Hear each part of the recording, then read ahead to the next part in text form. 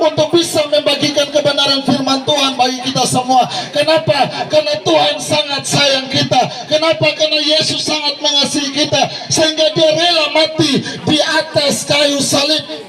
Kalau kita tidak dikasihi Tuhan, kalau kita tidak berharga di mata Tuhan, maka kita yang harus dihukum, kita yang harus disalibkan. Karena begitu besar kasih Tuhan akan kita, sehingga dia rela mati di dalam atas kayu salib. Dan pagi hari ini saya membagikan satu bagian firman Tuhan. Mungkin sebelum saya baca firman itu, saya perkenalkan nama saya. Nama saya Papi Giri. Saya dari Dengka dan Tuhan sudah bawa saya, Tuhan sudah tangkap saya waktu kelas 2 STM. Dan sejak saat itu sampai hari ini saya berikan hidup saya untuk melayani Tuhan. Bapak Mama saudara semua, kita lihat satu bagian firman Tuhan di dalam 1 Petrus 2. Di dalam 1 Petrus 2 ayat yang ke-11 saya baca buat kita semua. Saudara-saudaraku yang kekasih, aku menasihati kamu supaya sebagai pendatang dan perantau, kamu menjauhkan diri dan keinginan daging yang berjuang untuk melawan jiwa. Oleh sebab itu bagian saya ingatkan kita, sebagai pendatang dan perantau, kita ada di dunia ini bukan tempat aslinya kita. Kita ada di dunia ini bukan sebagai tempat di mana kita tinggal terus menerus, tapi suatu saat kita akan tinggalkan dunia ini. Oleh sebab itu saya ingatkan kita, jangan mengingini dunia melebihi cinta kita kepada Yesus. Ada amin? Jangan mengingini dunia melebihi cinta kita kepada Yesus. Jangan katakan beta Kristen sudah jadi jaminan. Belum tentu. Kalau hidupmu tidak mau berubah, kalau hidupmu tidak mau bertobat, hidupmu tidak mau diubahkan, maka tidak bisa masuk surga kalau kau tidak bertobat. Jangan katakan bahwa nanti beta bawa KTP dan saya akan sorong. KTP tidak jadi jaminan. Karena Yohanes 3 ayat 16, karena begitu besar kasih Allah akan dunia ini sehingga ia telah mengurinakan anaknya yang tunggal, supaya setiap orang, bukan hanya orang Kristen, kalau orang Kristen tidak bertobat, orang Kristen tidak datang kepada Tuhan, dia tidak tinggalkan dosa, tidak tinggalkan dunia, tidak tinggalkan keinginannya dan lain sebagainya, maka Yesus tolak. Di dalam ayat yang lain, orang buat mujizat menyembuhkan orang, Yesus tolak. Apalagi dengan kita yang tidak serius, yang tidak sungguh-sungguh dengan Tuhan, yang tidak mau berubah, yang tidak mau bertobat. Di dalam 1 Petrus 2, kita semua yang ada di dunia ini adalah perantau, pendatang. Oleh sebab itu sekali lagi, jangan mencintai dunia melebihi cinta kita kepada Yesus. Kalau dia sudah mati dan sudah salib buat kita, maka kita harus bertobat, datang kepada dia. Kita tinggalkan semua keinginan dunia, kita tinggalkan semua yang namanya dosa, kita tinggalkan semua yang namanya hal-hal yang tidak berkenan di hadapan Tuhan. Kita tinggalkan itu semua dan kita kembali kepada Tuhan, sebab dia sangat mengasihi kita, dia sangat menyayangi kita. Firman Tuhan berkata bahwa kita ini biji matanya Tuhan, dia sangat sayang kepada kita. Oleh sebab itu orang-orang semua, bapak mama bapak saudara yang ada di dalam pasar ini, pagi hari ini kita diingatkan untuk datang kepada Yesus, untuk berubah, untuk bertobat, tinggalkan kehidupan yang lama, tinggalkan kehidupan yang dunia. Di dalam Galatia 5 ayat 19 ayat sampai ayat yang ke-20 saya akan baca buat kita semua. Galatia 5 ayat 19-20.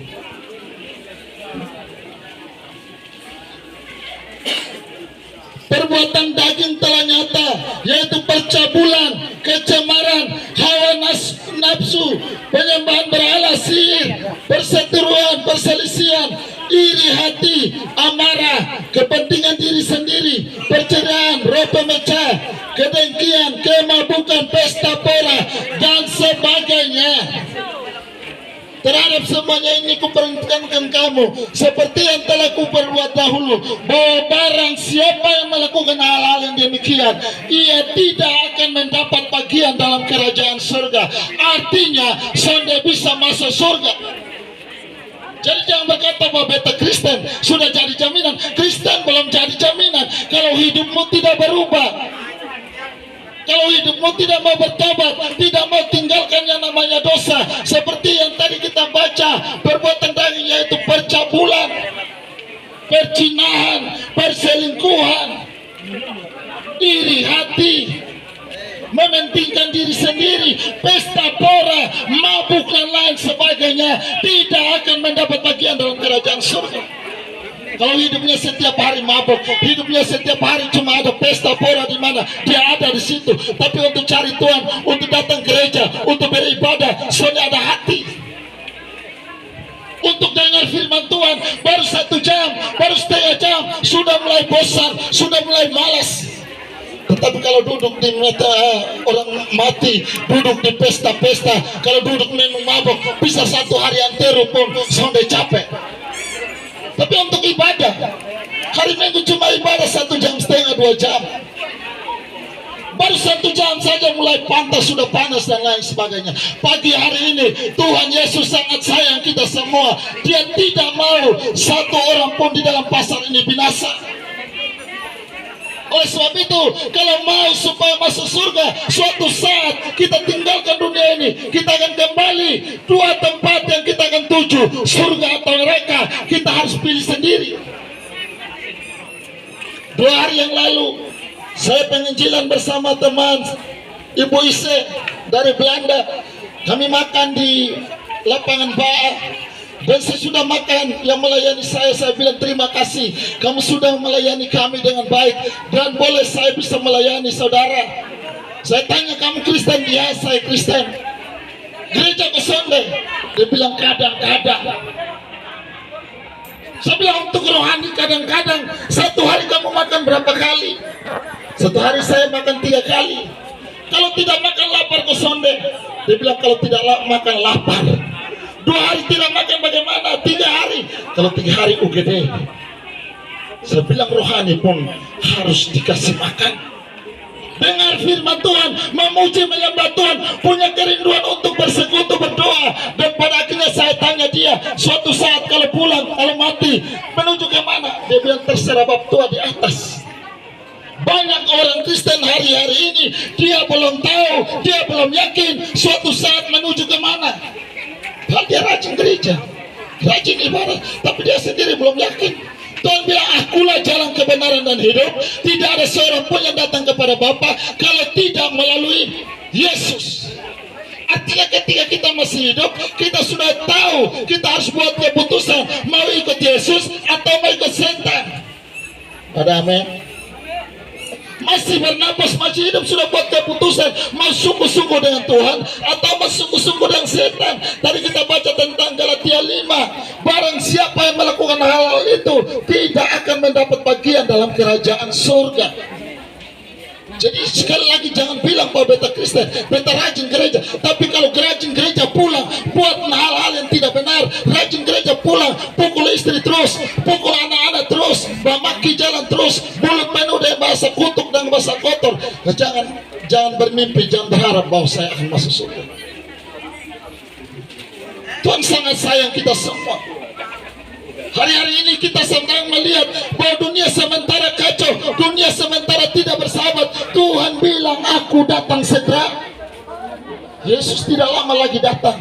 Oleh sebab itu hari ini, kalau engkau dengar firman Tuhan, buat keputusan, saya mau berubah, saya mau ikut Tuhan sungguh-sungguh, saya mau serius, saya tidak mau main-main dengan hidup ini. Tadi saya baca ayat di dalam 1 Petrus 2 ayat yang ke-11. Kita di dunia ini sebagai pendatang dan perantau. Oleh sebab itu yang perlu kita perhatikan adalah rohani kita.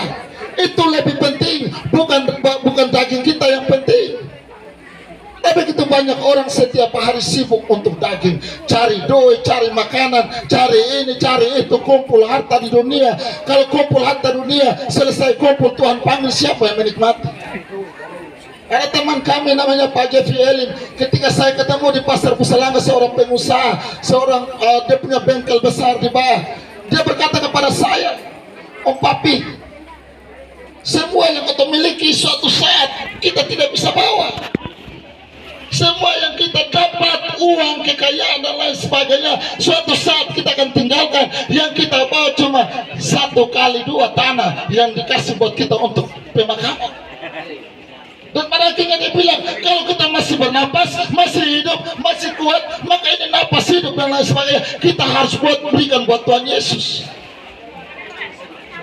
Sebab pagi hari ini Bapak Mama, saudara semua yang lagi sibuk untuk berjual, yang lagi sibuk untuk belanja, dengar firman Tuhan baik-baik. Yesus sangat mengasihimu, Yesus sangat menyayangimu. Dia tidak mau engkau binasa. Dia rindu, dia mau supaya di mana dia berada, kita pun suatu saat kita berada bersama-sama dengan dia. Kalau salah buat keputusan, maka neraka untuk selama-lamanya. Tidak ada batas waktu di sana Bapak Mama. Jangan berkata kalau beta bosan, tinggal beta WA Tuhan Yesus, beta cuma SMS Tuhan Yesus, beta telepon Tuhan Yesus. Tuhan Yesus, beta bosan di neraka, tolong jemput saya tidak mau. Tidak ada lagi keputusan ketika engkau salah buat keputusan hari ini. Jadi sekali lagi, jangan mencintai dunia ini melebihi cinta kita kepada Yesus. Bekerja oke, melakukan sebuah tugas dan lain sebagainya oke, tapi ingat, Yesus harus menjadi prioritas utama dalam hidupmu. Ada amin? Yesus harus menjadi nomor satu di dalam hidupmu, dalam pekerjaanmu, dalam usahamu, dalam setiap kegiatanmu. Harus Yesus menjadi nomor satu, supaya ketika Yesus datang, dia mendapati kita sementara bersiap, sementara serius, sementara sungguh-sungguh. Saya kembali lihat di dalam Galatia 5, ya, di situ berkata, percabulan, kecemaran, hawa nafsu, nafsu jahat. Sudah punya istri mau ingin orang lain istri, sudah punya laki ingin orang lain laki, sudah punya motor mau ingin motor baru lagi. Sudah puas dengan kehidupan, sudah puas dengan daging, sudah puas dengan jasmani, tapi untuk Tuhan, untuk rohani, malas. Sekali lagi, Tuhan sangat sayang dengan kita. Penyembahan berhala, perseteruan, perselisihan, iri hati. Tetangga ada buka kios, iri hati. Tetangga punya usaha baru, iri hati. Tetangga punya motor baru, iri hati. Terakhir buat leu-leu, suangki dan lain sebagainya. Padahal dia mengaku saya Kristen, KTP Kristen, tapi hidupnya bobrok, hidupnya tidak jelas, hidupnya kacau balau. Yesus tidak mengasihi orang seperti ini. Kedengkian, kemabukan. Pagi-pagi Sony cari kerja mah, duduk minum mabok. Saya baca satu ayat Bapak Mama yang sangat luar biasa.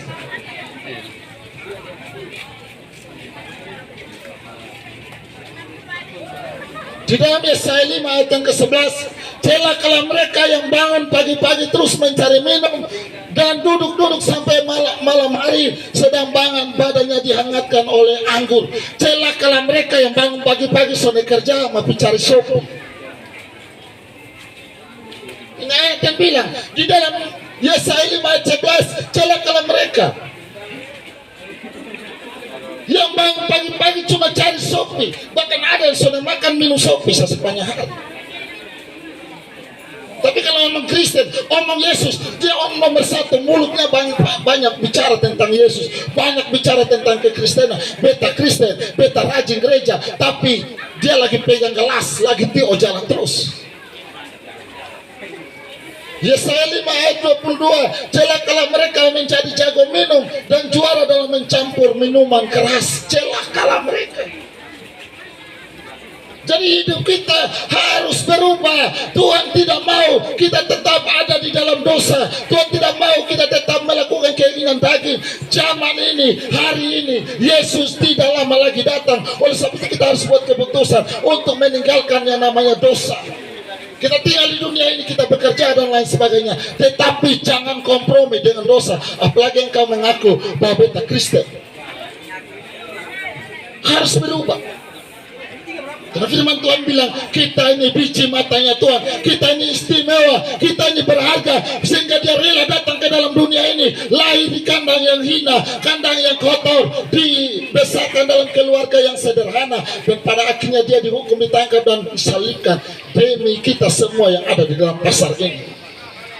Kita tinggalkan kehidupan yang lama, kehidupan dunia, kemabukan, pesta pora, perjinahan, perselingkuhan, penyembahan berhala, ya, perseteruan, perdukunan dan lain sebagainya. Kita tinggalkan itu semua dan kita kembali kepada Yesus. Kita menyerahkan hidup kepada Tuhan. Ketika kita datang kepada Dia, maka Dia akan menyambut kita seperti anak yang terhilang. Ketika bapaknya melihat anak itu datang, dia berlari untuk mendapatkan anak itu. Dia memeluk anak itu dan dia berikan jubah, pakaian dan lain sebagainya. Kehidupan kita pagi hari ini juga, ketika kita dengar dan kita mau datang kepada Tuhan, kita mau berubah, bertobat, maka Yesus siap menyambut kita semua yang ada dalam pasar ini. Karena sekali lagi, Dia tidak mau kita satu pun binasa. Dia tidak mau satu orang pun di dalam pasar ini binasa, tinggal di luar daripada Dia. Oleh sebab itu bagi hari ini Bapak Mama saudara semua yang ada di dalam pasar ini, sebelum itu saya akan mau berdoa buat kita semua yang ada di pasar ini,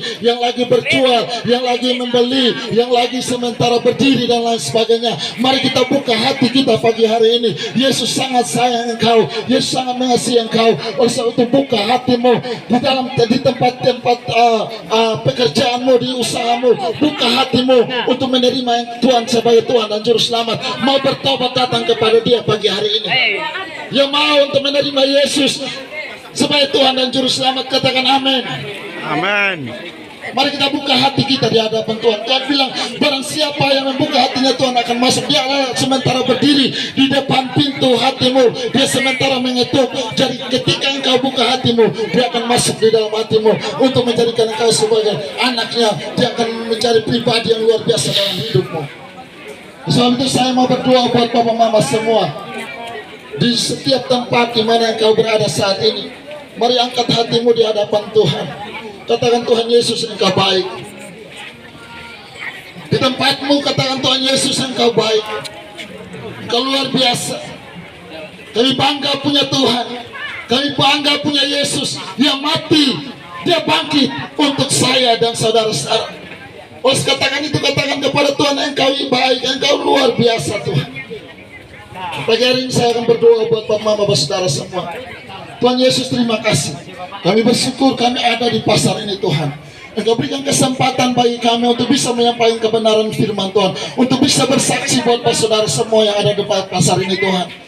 Roh Kudus menyatakan firman-Mu. Roh Kudus bergerak di setiap kehidupan kami semua yang ada dari firman pagi hari ini. Roh Kudus jamah mereka dan biarlah mereka mau setiap pekerjaan mereka dan setiap pergumulan mereka ada jalan keluar di dalam nama Yesus. Bahkan yang sakit pagi hari ini oleh bilur-bilur Yesus, kesembuhan terjadi bagi setiap anak-anak-Mu yang dengar di dalam nama Yesus Tuhan.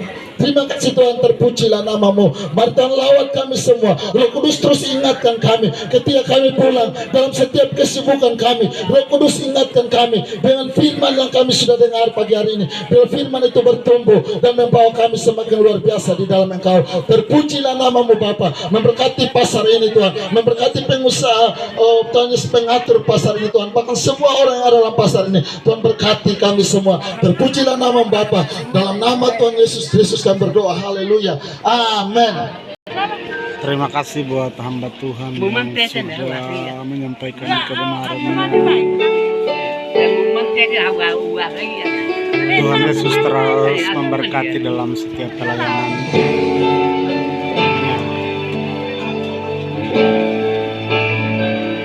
Kau selalu punya cara untuk menolongku. Kau selalu punya cara keajaibanmu. Kau dahsyat dalam segala perbuatanmu. Yang ku kenal di dalam caramu. Tuhan selalu memberkati dalam pelayanannya.